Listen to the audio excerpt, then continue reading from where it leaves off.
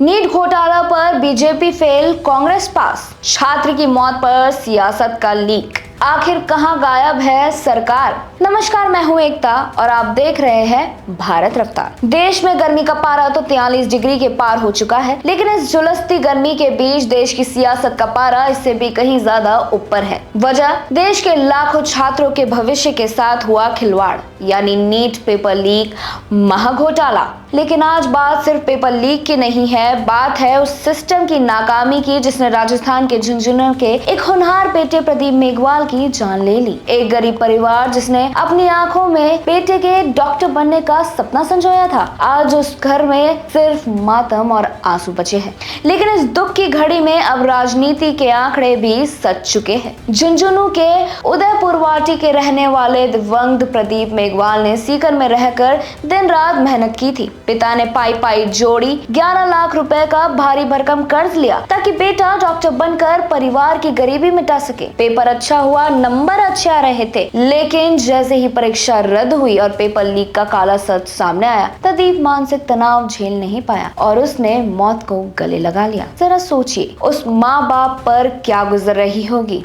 बेटा भी चला गया और सिर पर 11 लाख का कर्ज भी रह गया। अब सवाल ये है कि जब ये पूरा कांड हुआ तब सत्ता में बैठी सरकार और बीजेपी के नेता कहाँ थे? क्या उनका ये फर्ज नहीं बनता था कि वे तुरंत उस पीड़ित परिवार के आंसू पहुंचने जाए? लेकिन विपक्ष ने यहाँ बाजी मार ली।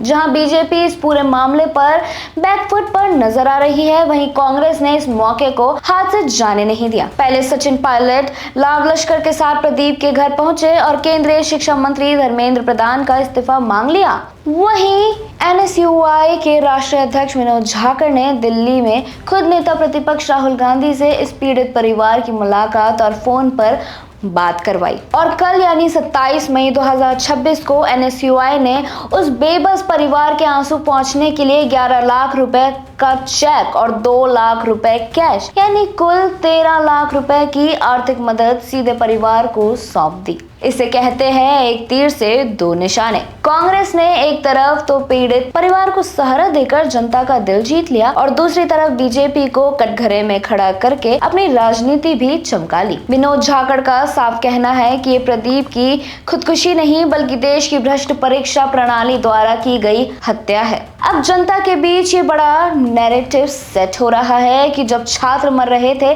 तब बीजेपी की तरफ से कोई ढांढस बांधने क्यों नहीं आया? क्यों पेपर माफियों के आगे हमारा सिस्टम इतना लाचार हो चुका है? कांग्रेस ने तो मदद का हाथ बढ़ा दिया, लेकिन केंद्र सरकार कब जाएगी और उन्हें कब इस चीज का एहसास होगा? कब पकड़े जाएंगे वो बड़े मगरमच्छ जिन्होंने लाखों बच्चों का भविष्य निगल लिया? इस पेपर लीक और छात्र की मौत पर आपकी क्या राय है? हमें कमेंट में जरूर बताएं और देखते रहिए भारत रफ्तार। धन्यवाद।